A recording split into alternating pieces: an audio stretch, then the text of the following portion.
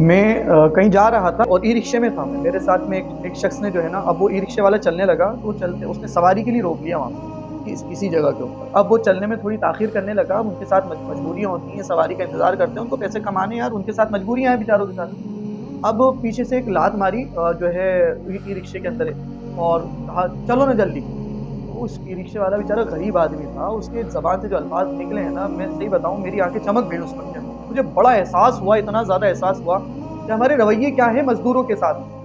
हम पढ़े-लिखों के रवैये मज़दूर मैंने नहीं मारी, जिसने मारी थी वो भी किसी इंस्टीट्यूशन से बिलॉन्ग करने वाला शख़्स।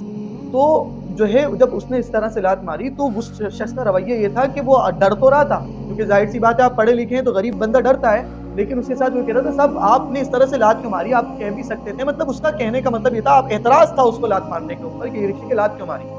और मेरा भी यही कहना है, आपके नहीं समझ में आ रहा, आपको देर हो रही है, उतर के चले जाएँ यार, अपनी अपनी गाड़ी से चले जाएँ। अखलाक भी कोई चीज़ होती है, किरदार भी कोई चीज़ होती है। जैसे आपको जल्दी है कहीं जाने की, ऐसे उस ई-रिक्शे वाले को पैसे कमाने की भी ज़रूरत है। दोनों कॉम्बिनेशन साथ होगा तो ही तो आगे गाड़ी चलेगी ना।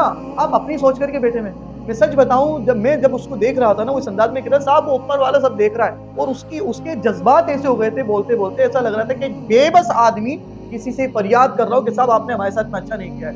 साहब फिरौन के तो हम किस्से सुनाते हैं, हम में फिरौनियत जो भरी पड़ी है, और दाढ़ी टोपी के साथ फिर हम बाहर घूम रहे हैं। अल्लाह के यहाँ किस मुँह से खड़े होंगे इन मज़लूमों की हाय लेने के बाद में हम।